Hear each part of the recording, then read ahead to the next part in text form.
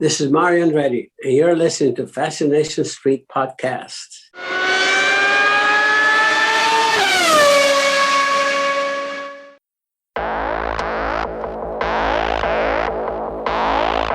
I believe that everybody has a story, and I'm fascinated to hear them. So come with me as we take a walk down Fascination Street. Welcome back, Streetwalkers. This episode is with screenwriter and director and producer Nick Leisure. Nick first came on the scene directing music videos for several hip-hop artists.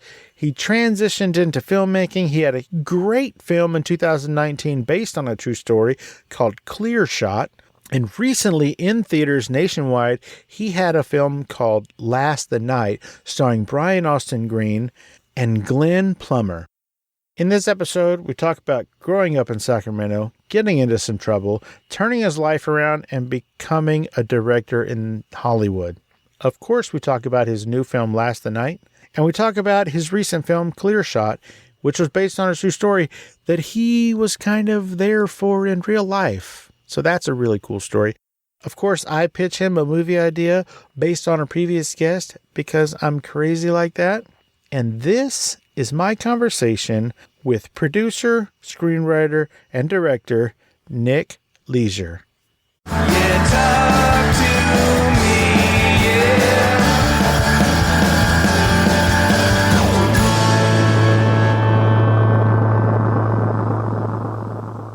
Welcome to Fascination Street podcast, Nick Leisure. How you doing today, man? Hey, how's it going, man? It's going fucking dope as balls. Now, with a name like Nick Leisure, who's a director and a writer of films, an auteur, if you will, you would think that Leisure films would be, porn. But no, you would be wrong. He's got some of the dopest action films this side of, the Pacific Ocean.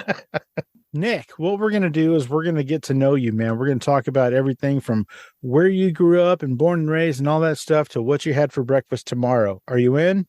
Sounds good. All right, let's do this. Nick, tell me where you're born and raised, man. Where'd you grow up? I was born and raised in Sacramento, California. That's where I grew up, downtown Sac. That's the capital, right? If you want to call it that, yeah. Well, I'll call it that.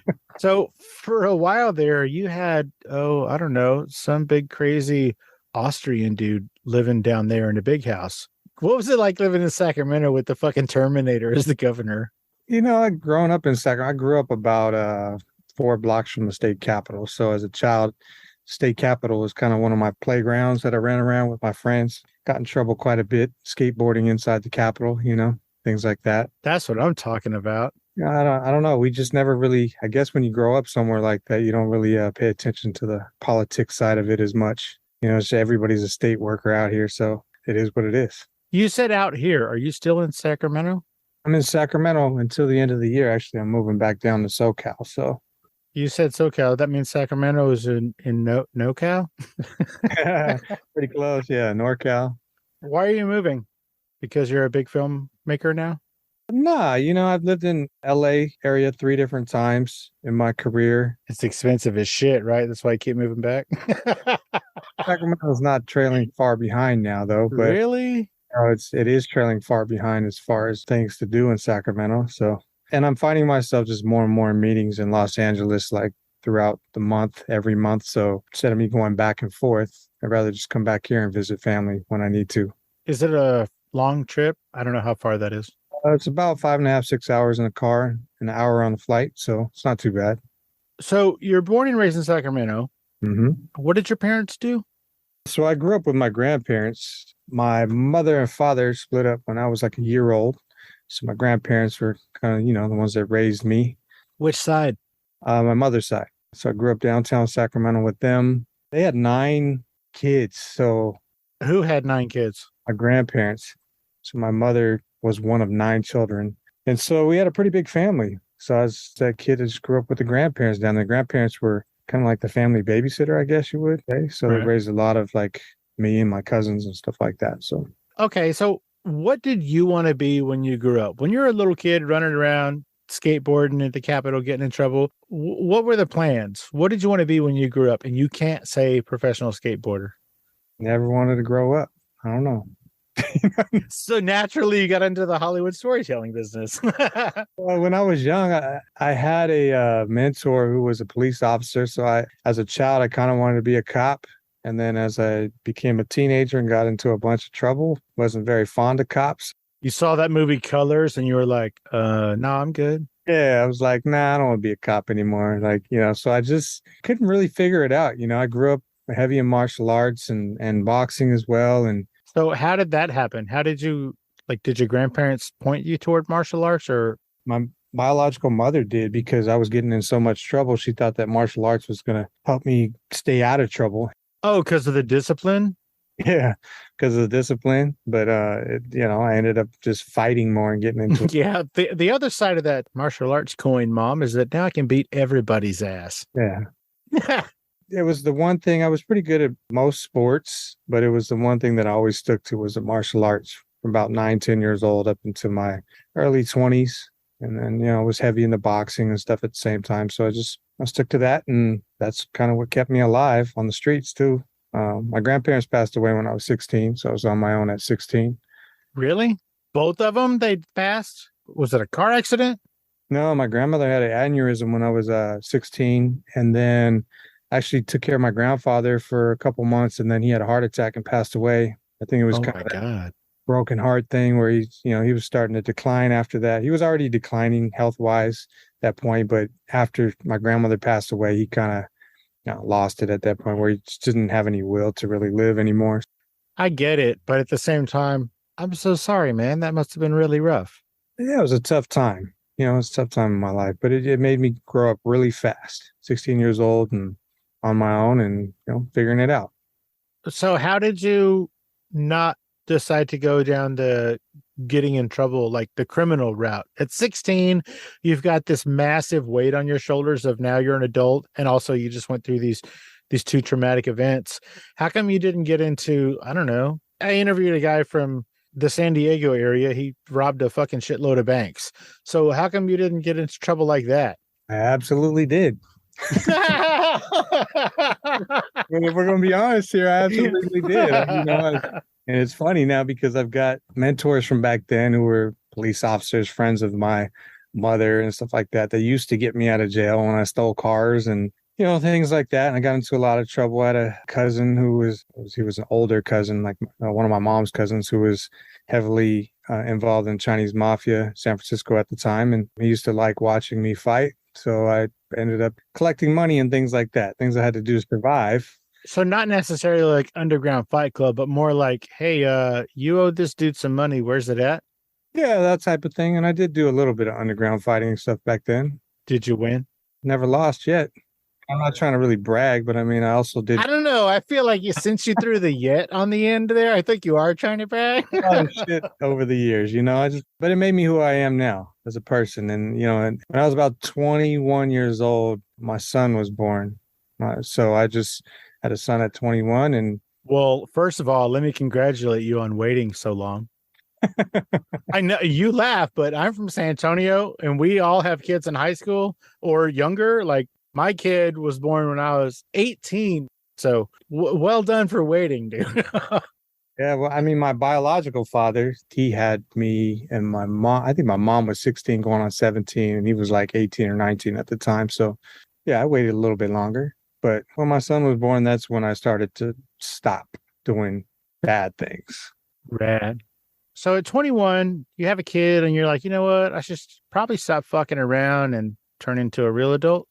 At 20 years old, going to 21, I was involved in a lot of stuff like we talked about, and I didn't really care. My friends and I at that time didn't really have any kind of fear of like dying or anything. So we were heavily involved in a lot of crap that we probably wouldn't talk about to this day. But, when I had my son, it was more about like, I didn't want to be somewhere randomly and my son gets shot or something because of me.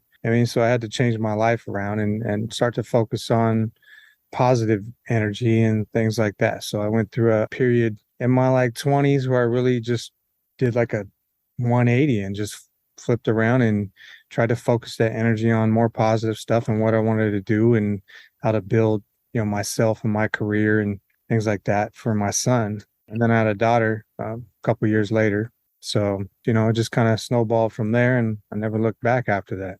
This is going to sound really like a fucking dumb question, but you're on this path of, reckless abandon. You're doing all the crazy shit. And then you have this pivotal moment where you're like, you know what?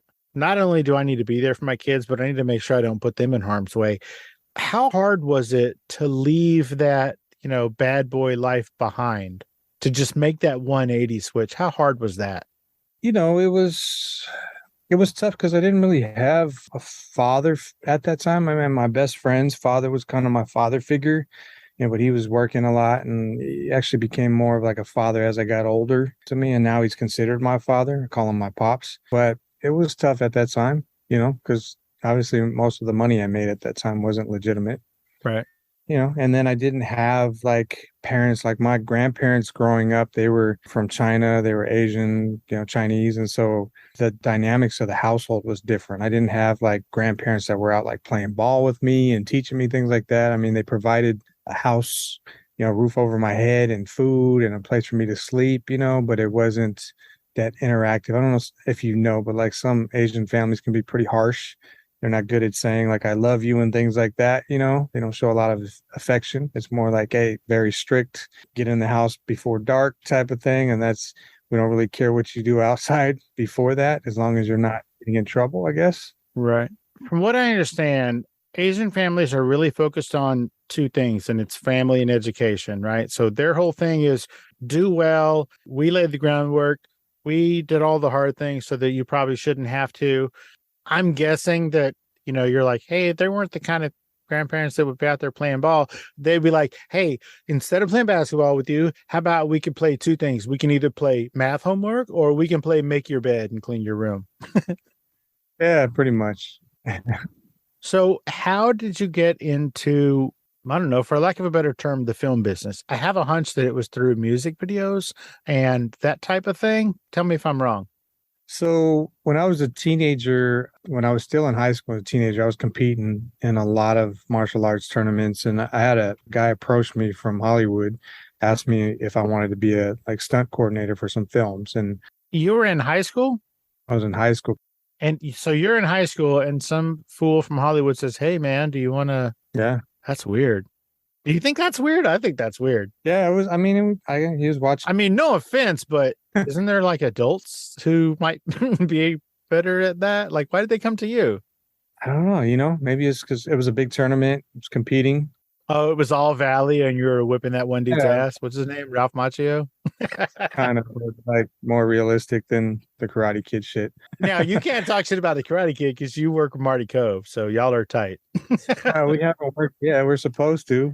Oh, that's upcoming? All right, cool. We were doing a movie together right before COVID hit, and day one of shooting, COVID stopped everything. So that one's been on hold. So is it the same film that's supposed to pick back up, or? We're talking about it. Okay. We're not sure yet. Okay, so I'm sorry I interrupted you. So go back, you're in high school, and some Hollywood fool says, hey, man, come stunt coordinate my shits.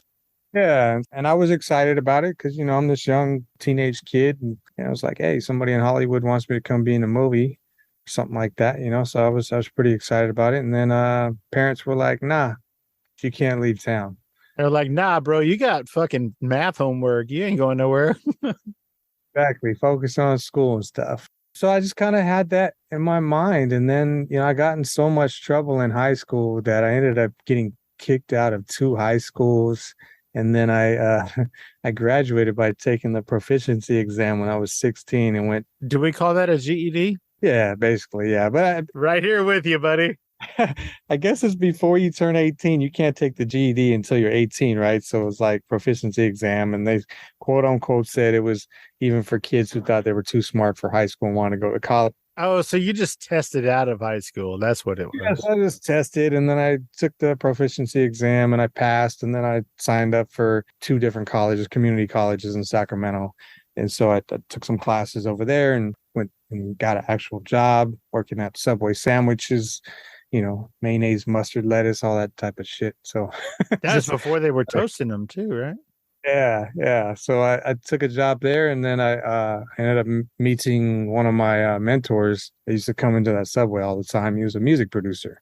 And so I see all these, flashy cars, and he'd come in talking about music and all this stuff all the time. And This is gonna make me sound like an asshole, but this high profile music producer and all these flashy cars, he's rolling up the subway. yeah, it was a subway like in this neighborhood that we lived in, I guess. So so yeah. And then we became friends, and I ended up in the recording studio learning how to become a recording engineer from his engineer. Like flipping the switches and turning the knobs? Yeah, and that was back when we had full big boards and 24-track machines, and we had the big huge tape and everything in the back. Yeah, it wasn't Pro Tools. It was like fucking legit real tape. Oh wow. Rad. So he taught you all that?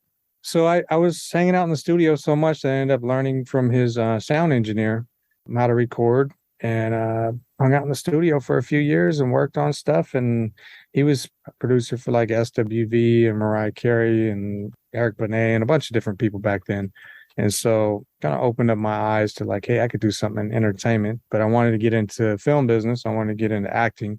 Didn't really want to be in the recording studio all day. Because it was still back in the back of your mind, that whole, man, I missed out on my Hollywood big break.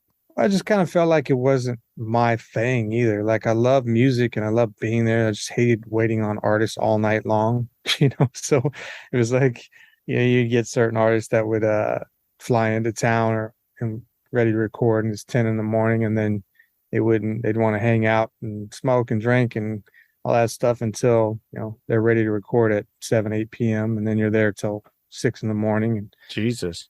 that type of thing. So I felt like I had bigger things to do. Hey, Streetwalkers, here's a word from our sponsors. Now available wherever you buy audiobooks. Richard Stanley's Up on Game. From robbing banks to ruling his prison gang. Paco got spun out on meth one week and hit the yard with a box cutter in hand. He'd apparently been holding a grudge against some new guy. He was from the same car as Paco, but he seemed to prefer to stick to himself. The quiet new guy was in his late 50s and sported dark brown hair and a handlebar mustache. For whatever reason, Paco decided to allegedly target this obscure and solitary member of his car. They say the man lay there on his bunk, reading a book, when Paco came into the building. He made his way toward the man's bunk in meth-fueled haste.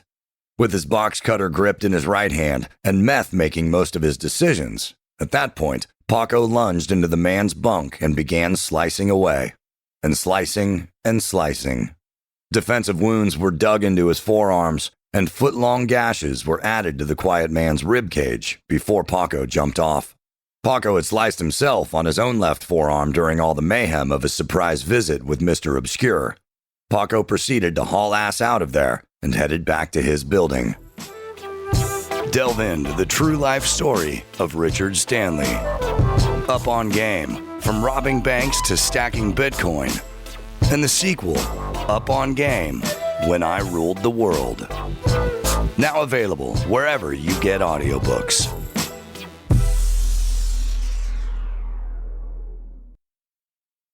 Let's get back into it. I got into learning some acting, and I had a bunch of different businesses at that time too that I was doing. I tried all kinds of different stuff. I had a clothing line, and Oh yeah, what was your biggest seller? I had a bunch of t-shirts. That was back when like FUBU and all that stuff was first coming out. I was doing the magic shows in Vegas, and I had printed t-shirts that were in different stores from here to the Bay Area, and we're selling them. But it was just kind of like little things that I tried out as an entrepreneur. I had a bunch of different little things that I did. Whatever keeps the lights on, right? Yeah, whatever keeps the lights on. And so did that. And then I figured I might as well get into some acting classes and figure stuff out. And I contacted an acting coach here in Sacramento, Charlie Holiday, and passed away a couple of years ago. But he was a pretty big staple in Sacramento, and he worked on a lot of big films himself. And I learned a lot from him. And he connected me with a guy named Jack Lynn, who was the dean of the Pasadena Playhouse at the time. So I did some Shakespeare for about a year and a half, which I learned quite a bit from too. So I'm assuming this is one of the times that you lived in LA. Yeah, I was kind of going back and forth. It's a long drive, bro, for the Pasadena Playhouse from Sacramento. I had friends that lived in like Tarzana and stuff. And so I'd say, hey, I'm going to come down for like a week and crash on your couch and stuff like that, So I did that whole thing. When you're 20 years old, 21 years old, just kind of like, I'll do whatever. Yeah, it's way easier to sleep on a couch at 20 than at 40. Exactly. So I did that and wanted to get into acting and booked myself, in some commercials and some low budget feature films and things like that. And so I didn't want to be a struggling actor in Hollywood. So I figured I might as well learn how to shoot a camera or grip or do lighting or something. So I bought a camera, saved up some money, bought a camera, started shooting some stuff. And then I started contacting a bunch of different directors and cinematographers back then, asking if I could, shadow them and work on set for free and things like that. And a couple of them let me do it. So started learning some stuff, and that turned into me doing music videos. And then I started directing music videos and doing cinematography for years on music videos. What was your biggest video? What's your music video everybody would like, oh shit, that was you? I worked with like Babyface. I worked with After Seven a few times with After Seven on their more recent stuff. I worked with like Too Short, Corrupt, Mr. Fab, a ton of like, smaller artists. So just all heavy metal. That's cool. I can get it. Yeah, stuff like that. So you're in the hip hop area, I guess. Is it because that's who your connection was, that you had, met and built a relationship from the Subway days? Yeah, I was around a lot of artists, so I kind of built off of those relationships. And then I met another friend of mine who was working for E40 at the time, and ended up like kind of going on the road with them as much as I could for like shows and things like that. And then it's just kind of like everything else snowballs. You meet other artists, you connect with certain people, and some people you don't connect with. And I worked with Raz from B2K for couple years, and then it just kind of snowballed from there. Went from like music videos, commercials, and started feature films. What was your first feature film that you directed? I mean, there's feature films we shot, directed that were like no budget. Then you start to get a little bit of a budget, consider ultra low budget. I did a movie called The Lot over 6 months. It took us 6 months to film this feature film, and I think the budget was around 60 grand for the full feature. A couple comedians and radio personalities that were in the movie, and it was about 2 security guards that were potheads that had to watch over this like government parking lot, and just came to find out later that it was an undercover like grow operation going on there. It was this big comedy thing, like these 2 guys that all they did was smoke pot all day and drive around in their security golf cart, and it was just funny. But because of their schedule, them being on the radio and stuff like that, they were only available like Friday, Saturday, and Sundays. So we had to shoot this feature film over like a 6-month period and try to keep everybody looking the same. That can't be easy.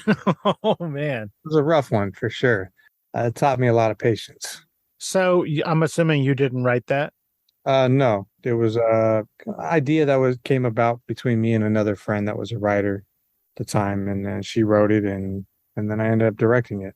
Rock on. Now, I do know that as your career progresses, you start to also write films, right? You're writing screenplays. How did that come about?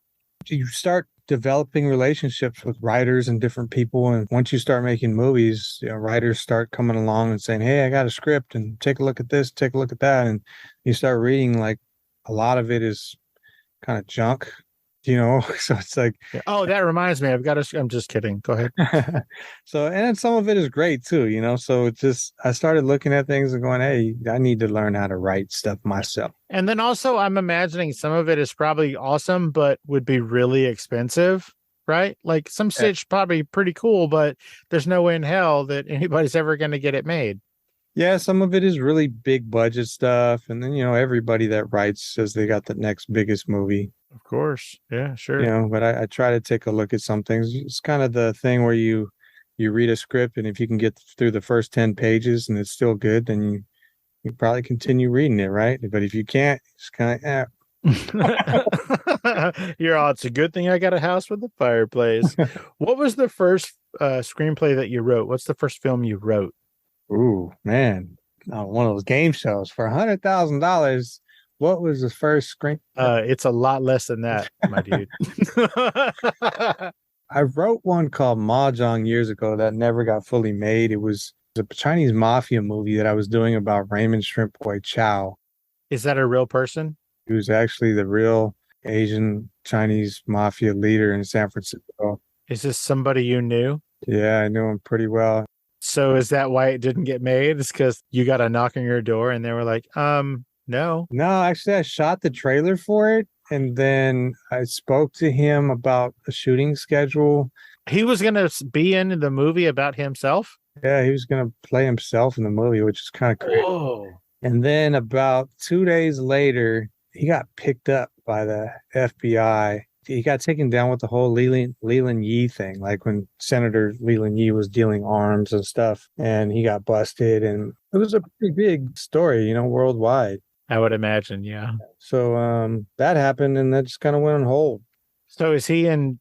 He's incarcerated right now. Yeah, he got convicted of like 161 counts. So that's on hold.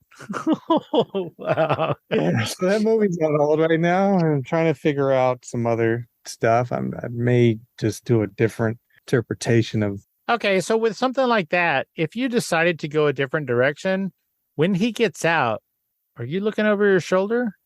Nah, I mean, I'm still cool with him. I haven't talked to him in a couple of years, but I did. Are you still going to be cool with him if you decide to recast him in his own story?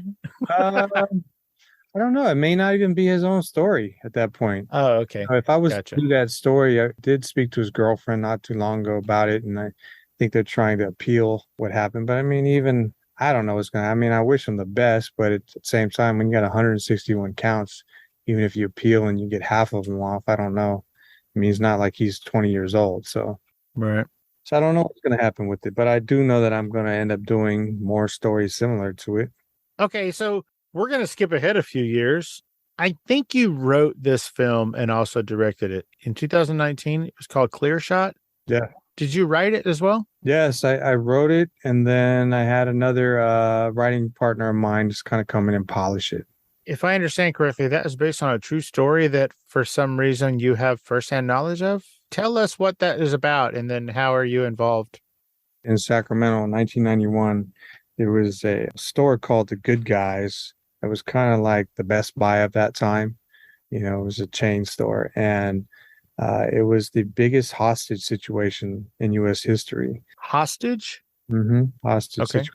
So essentially, these Asian kids came into a Good Guys electronics store and decided that they weren't getting, treated fairly in the U.S. And this is in Sacramento? In Sacramento. Okay. They ended up taking a bunch of people hostage. And I believe it was like 41 hostages at the time. So it's just whoever happened to be in the store. They just locked the doors and said nobody's leaving. Exactly. Yeah. What did they want? To be treated nicer? I don't. They wanted a helicopter, like $1 million, and they wanted full body armor, which they said like RoboCop at the time. So, and that was their words. But these were teenagers that, didn't think this through, obviously. So just so that I got this clear, they're like, hey, this store's not treating me fairly.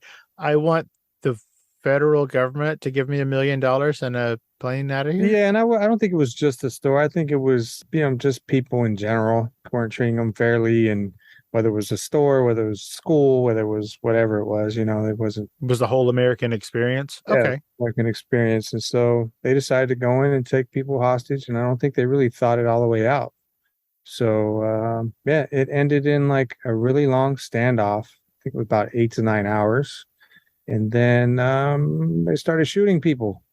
Wait, hold on. The kids in the store started shooting people? They started shooting hostages? Yeah, because, the cops, I don't know, like the true story, but from what I was told was that, the cops really kind of messed up on that one.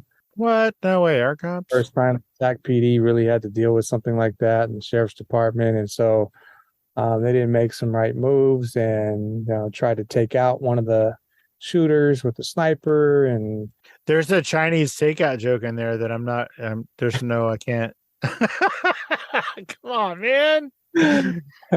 yeah. So I just, at that point, once they tried to take one of them out, they just started unloading on people inside the store. So they tried to take out one of the I don't know, aggressors or whatever, and they missed, and they were like, "Oh shit, it's on now, son." Yeah, exactly. And so there's actual footage online. If you put in like "good guy shooting 1991," there's actual like live footage on the news of the gunman like running across the front of the store because everybody was tied up at the front of the store where you could see inside through the glass and doors and stuff, and Wow. run across and just start shooting people.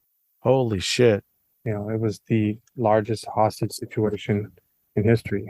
So how do you in real life, how do you play into that? So I happened to be down the street at the time at a friend's house, and it was connected to the mall. It was called Florin Mall at the time. It was South Sacramento, and South Sacramento Florin Mall was a place that, as teenager and junior high school, you'd go hang out, walk up and down the mall 15 times to try to check out girls or whatever, Just to hang out, man. I remember those days. That was the early 90s. Yeah, that was the perfect time for malls. Yeah, it was the hangout spot. So we saw it on the news and said, hey, that's down the street. Let's go check it out. So we ended up just kind of running over there. To an active hostage situation? Yeah. Hostage situation. So, yeah. Capricious youth. So we stood in the parking lot and watched what was going on and, checked it out. So it's just kind of one of those things over the years that I thought, as I became a filmmaker, hey, this might be a story that I make at some point in time. So I did it inspired by that story. I didn't make everything, down to the T. I didn't want to go back and do a timepiece that was from 1991. It was just going to be way too hard for the budget. Sure. And, obviously with a movie, we try to spice things up and change things around a little bit. But I'd say about 70% of it, 80% was like true to the story. So I got like calls from like one of the victims, and I got calls from like people that were there, and hey, this isn't correct and this isn't, it's a movie, Yeah, it's not correct. And also I didn't pay you to help me write it, so shut the fuck up. So how hard was it to get something like that made? I don't know where you were in your career by then, but you write this movie and you're going to direct this movie. Who pays for it? So I got funding from an investor, and I ended up wanting to shoot it in Sacramento, but the politics in Sacramento and the film industry in Sacramento was extremely slow. And so they were moving really slow on permits and things like that to like shoot this movie. And I was talking to my producer at the time, and he was saying, why don't we go to Mexico and shoot this? Because he had produced a few films in Mexico at Baja Studios down there. And oh, no. James Cameron created it, Fox Baja Studios down in Rosarito, and that's where they filmed Titanic. And they did a bunch of other movies there too, Master and Commander and Planet of the Apes and things like that. And so I wasn't like big on going to Mexico and shooting a movie. I didn't really know any better at the time. So I figured I'd take a trip down there for the weekend and check it out.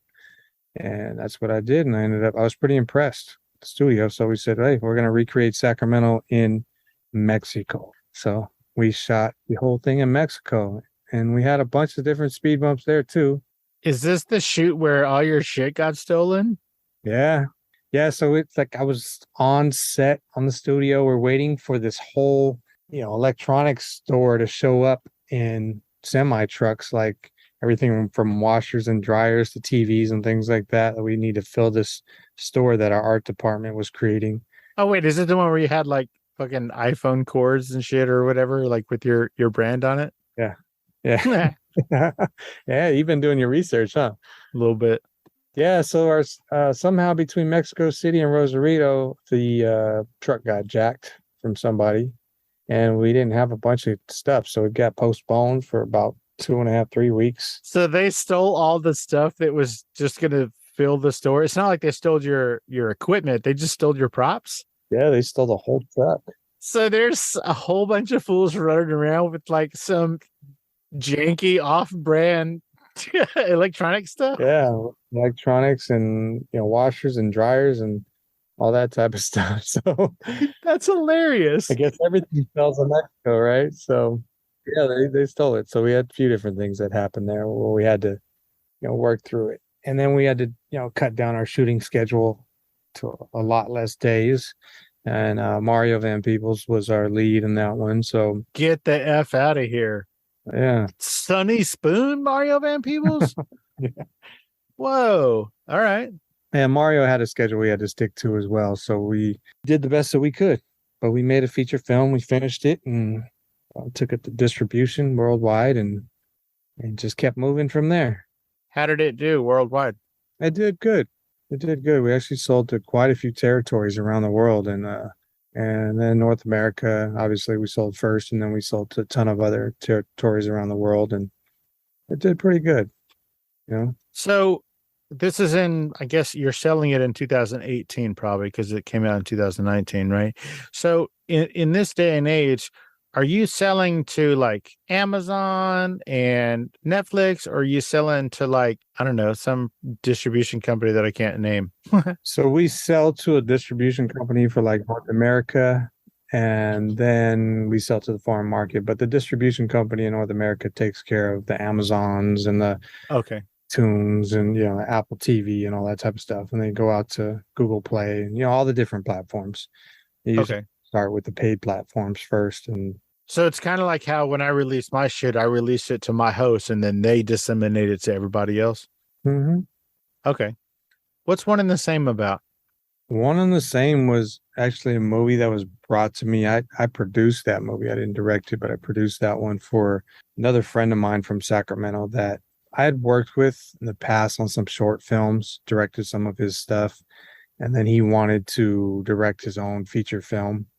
So he brought me this script and told me he was self-funding it with his wife. He had a pretty low budget, and I read the script. And I said, there's no way you're going to get this made in Sacramento. It's just not going to happen.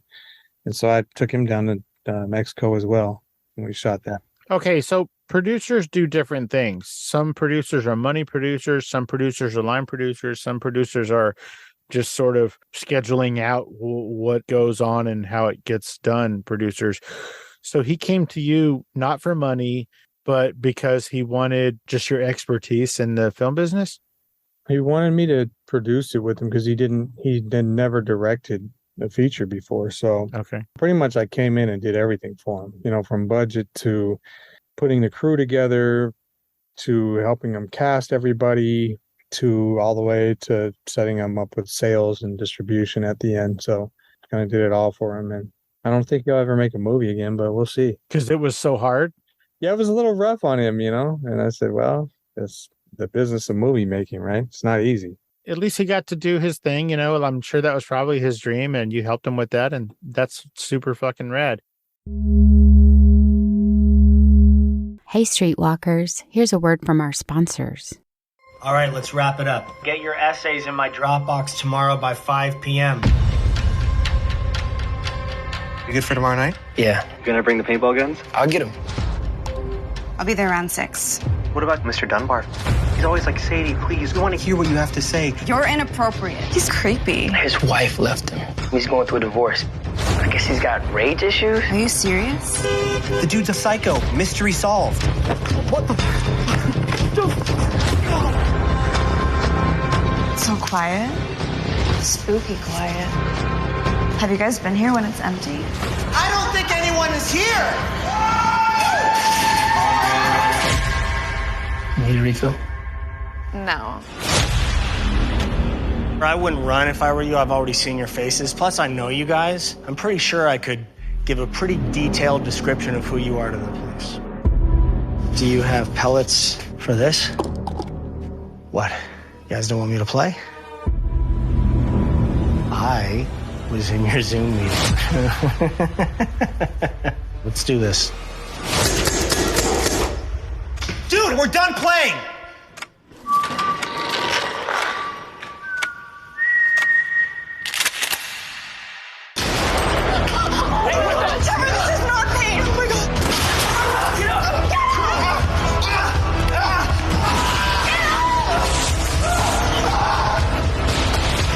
one thing that you learned from my class, it's manners.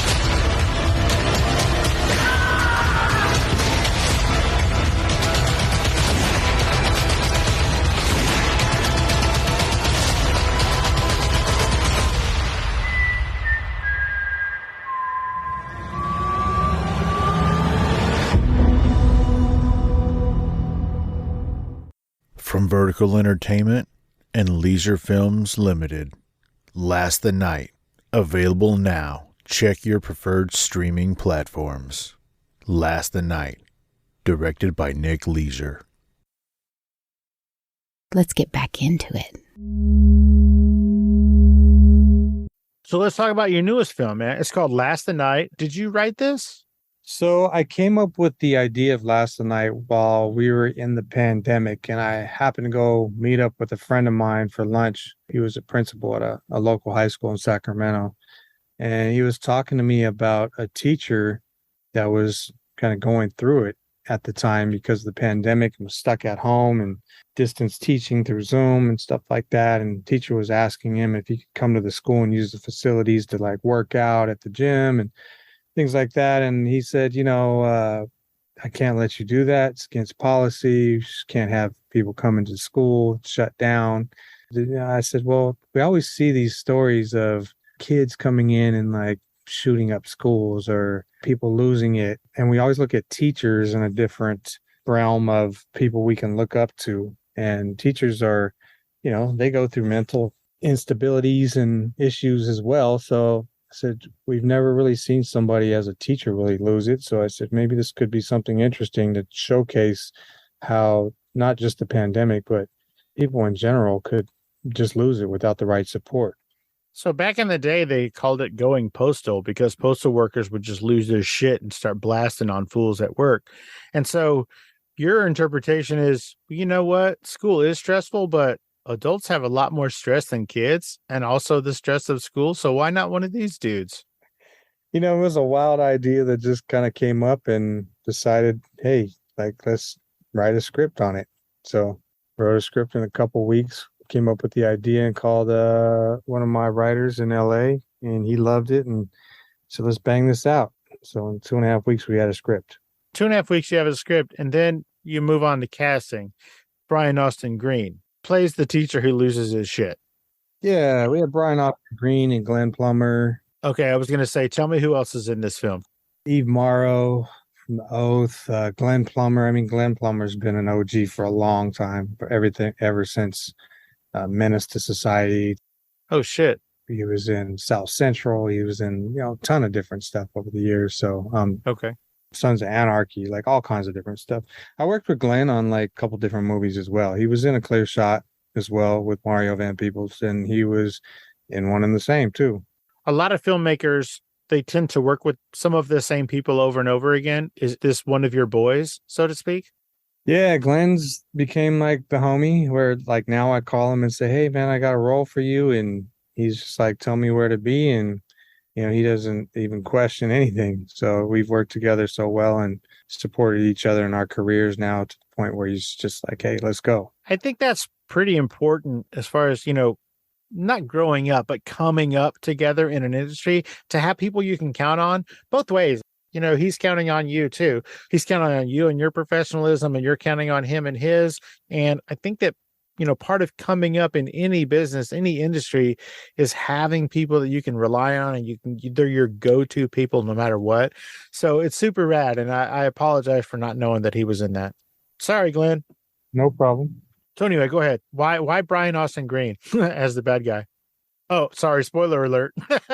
I started making a list of we make a wish list of who we want to play the lead roles in our movies. And I don't remember exactly why Brian was at the top of the list, but we had made a list and I was picturing certain people that could play this role. And that Brian happened to be at the top, probably because he popped up in the media for something, whether it was Megan Fox in the breakup or something. I don't know at the time. And so I wrote him down. I said, this might be interesting. And then sent it to my casting directors. They said, Brian wants you to give him a call. So I knew that he must have liked the script at that time. Definitely interested if Hollywood is giving you a call back. Mm-hmm. Yeah. So I spent about an hour on the phone with Brian. We talked about the script for about 5-6 minutes. And then we talked about life and him making chicken coops at his house and that type of stuff. Like, you know, COVID had a weird effect on different people. yeah, started building a lot of stuff. So, and he was super down to earth, super cool. And he just wanted to make sure that I was a director that wasn't trying to just turn around a quick film that was going to be crappy. So I really cared about the craft and creating the best thing that we could with the tools that we had at the time. So we connected and been boys ever since. So who paid for it? Bunch of investors? One investor. It's not the same one from ClearShot, is it? No. So he paid for it. And then we made a movie and we're looking at some other movies right now too. With the same investor? Same investor, yeah. Well, that means he's not losing money. Good job. It hit theaters July 1st. Yeah. COVID's got me all fucked up. How long does a movie stay in theaters now? You know, nowadays it can go in theaters and then hit streaming like the week after. It just really depends. You know, if you've got a budget like Top Gun, obviously they're going to put it in theaters for a lot longer. Yeah, but also Top Gun had some rules. Tom Cruise was like, I'm EP on this. We're not fucking putting this out until it's in theaters. So we're going to hang on. So that one's a little different. You know, most stuff now, there's streaming platforms like HBO and stuff that will show in theaters now, right? I think they're trying to really capitalize on the people that not only want to go to theaters, but people that are still afraid to go sit in a box with people without a mask nowadays, right? And especially at that time, they were releasing in theaters and on streaming platforms. What's your tagline to everybody listening right now, right? What's the elevator pitch, right? You're stuck in an elevator and they're like, hey, man, what should I go see at the movies? And you say, now or at the time Last Night came out? It's June 30th and you're stuck in an elevator with a bunch of crabby assholes. And they're like, hey, Piano, what should I go see and why? And action. Go check out Last Night. Vertical Entertainment put it out. Brian Austin Green is the lead, directed by me. What's the hook? The hook is it's a teacher who's going through the worst he could during the pandemic and loses his wife and his child and feels like he has nothing left. And then he's distance teaching on Zoom classes with bratty little kids from high school that don't want to listen, and decides that he wants to go and show up while they have this plan to have a paintball war at a shut down high school. So he's going to show up and, you know, ruin their plans. So you mentioned Zoom a couple of times. Is Zoom a part of this film? Like, is there like computer classes or whatever? No, it's just mainly in the beginning. You know, I don't want to spoil it, but it's in the beginning where he's teaching through Zoom and he overhears kids that are talking in a breakout room that he's supposed to be not in. He has a kind of a weird crush on one of his students. Sure. So, yeah, I want to move past that because I don't want any spoilers. So how hard was it to incorporate Zoom and computers and all of that into filmmaking? Because I know that sometimes computer screens don't really show up well on camera, like they moire or whatever the hell it's called. Yeah, I mean, you do it in post-production. Oh, okay. Oh, shit. So it's all CGI. Jesus Christ. Yeah. Man, we just learned all the things. And the gunshots and everything, too. What? Spoiler alert. I can't wait to see this movie. But it sounds like a really neat twist. Oh, and here's another question. A lot of times when a movie is about a specific subject and then something happens in the news, movies get shelved or postponed, or they hit pause, or they put a disclaimer out. Now, if my timeline is correct, July 1st, when Last Night hit theaters, it was not very far removed from the Uvalde school shootings here in Texas. Mm-hmm. Was there any conversation that was like, maybe we should pause, maybe we should hang on a second, or was that not a concern at all? Completely. I mean, when it happened, we talked about it. You know, when you watch the movie, it happens to take place in a school. It's about like one man's like mental instability and what he goes through and loses it.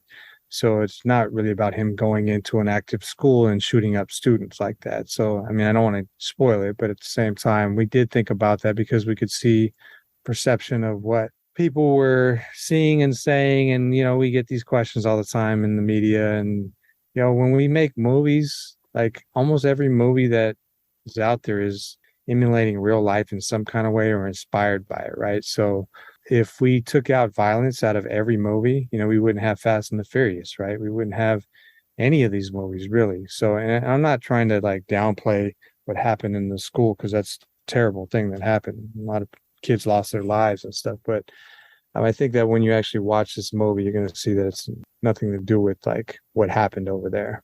I didn't mean to intimate that in any way, shape, or form this had anything to do with that. I was just wondering if there was a conversation, and it sounds like there was. Yeah, and we've had people that comment on social media or online about things like that, and how could you put a movie out at this time, that type of thing. It's like, well, you obviously didn't watch the movie, did you? Just because it takes place in a school and there's guns involved, it could have taken place in a shopping mall, and we wouldn't be having this conversation the same, right? So just the fact that the backdrop happened to be a empty high school. And it's not like, you filmed this movie probably almost a year before that even happened, or more. Yeah, about a year and a half before this even happened. So, okay. Yeah, it wasn't like we were inspired by it and took advantage of like the news story and said, hey, let's make a movie really quick and throw it out. Really quick. Like anything happens really quick in Hollywood. Yeah, it's one of those things. Okay, well, Nick, as we're heading out, I know earlier I joked that I was going to pitch you a movie. I'm not going to pitch you a movie because that's fucking stupid and who am I? But I am going to pitch you an idea, and it's based on a real guy named Richard Stanley. And Richard Stanley, probably a decade ago or so, he was convicted of robbing 13 banks in San Diego. Wow. And he's got a really fascinating story. He wrote 2 books about it. The first book was about how he got into the robbing banks game. And then the second book was kind of about his time in prison and a little bit after that, when he got out and sort of set things on the right path. But his story is pretty fucking cool, and based on the kind of action, true story, like in the streets filmmaking that you do, I'm just going to throw it out there. I'm sure you have a stack of shit a mile high, but just to throw it out there, Richard Stanley's Up on Game, which is the name of his book, that's a pretty fucking dope story, I think, that I would just love. Like, he was only convicted of 13 banks. There's no way to know how many he really did, but he was busted on 13. That's what they hung on him. There's all kinds of weird shit, like the police blamed the wrong guy, and so they had to make amends, and like it was a really weird kind of a thing. Anyway, I think it has all the earmarks of a really cool story. So look into it if you want. Ignore me if you want. It doesn't really. I have no skin in the game. I just think it'd be really dope. Rob Banks is stacking Bitcoin. Okay. Oh, you looked it up. Check you out. Yeah. Up on Game. Yeah. It's pretty fucking cool. Okay. I did have him on my show, and he tells a pretty good version of the story. You can check that out if you want to, but I think it'd be really fucking cool. It's a great story, I think, that I would love to see on the screen somewhere. Moving on, because like I said, I don't have any skin in the game. I'm just trying to put people together that he hide any of that money so he could fund a film. That's the important thing. There it is. I'm just trying to connect people that I think are pretty cool and could do cool shit. Yeah, I'll definitely check it out. Okay, Nick, tell everybody where they can find you on social media. At Nick Leisure. Mainly I'm on Instagram. I don't really do Facebook much anymore. I don't keep up with the Twitters and all that type of stuff. All right, Instagram, at Nick Leisure. At Nick Leisure. All right. If you send me a script on Instagram, I probably won't read it. He said probably. I'm going to say definitely, because that's not how it's done. You don't fucking send a full of script over social media. That's not how it's done. So don't do that. Surprise what I get. I would not be surprised, because I get some crazy shit too. Probably not as crazy as your shit, but no, I would not be surprised. I had somebody recently send me a handwritten script. Scribbled on papers. Like, I was like, wow, that's crazy. Like, did they mail it to you or what? They took pictures of each page and sent it. Got I the was fuck like, up. How crazy do you have to be to like write this out by hand and with the scribble notes and everything? Like, write it out by hand and then take pictures of each page and send it to me to read. All right, this is a loaded question. How was the script, man? You know, I if I could read the handwriting, I probably would tell you, but See, folks, he's not reading those fucking things, so don't do it. yeah. So it would have been better to send me a synopsis handwritten. Yeah. Exactly. Or you know what? Just instead of that, just tell him, hey, check out this episode of this bank robber I interviewed, and then go from there. There you go. Yeah. Nick, as we're heading out, is there anything that we didn't talk about or I didn't ask you about that you wanted to talk about today? Like, did I miss anything? No, I think you pretty much covered it. I mean, other than like giving out my social security number and like my rap sheet, I think you pretty much did your research and, got it covered, man. Great job. Anybody who was looking for his rap sheet, go ahead and DM me. And instead of his rap sheet, I'll give you his social security number. 1999. And if you act now in the next 15 minutes, you'll get the social too. Free shipping even. All right, Nick, thank you so much for taking the time out of your busy day and your hectic filmmaking schedule to hang out and let us get to know you a little bit on Fascination Street, man. I really appreciate it. Thanks for having me. I had a blast, and you have a great rest of your week, man. You too, man. Talk to you soon. Thanks a lot. Bye. Peace.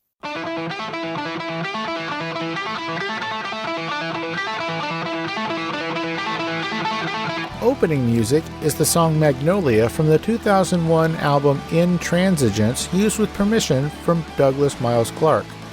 Closing music is from the song Say My Name off the 2021 album Underdog Anthems, used with permission from Jack's Hollow. If you like the show, tell a friend. Subscribe and rate and review the show on iTunes and wherever else you download podcasts. Don't forget to subscribe to my YouTube channel. All the episodes are available there as well. Check me out on Vero at Fascination Street Pod and TikTok at Fascination Street Pod. And again, thanks for listening.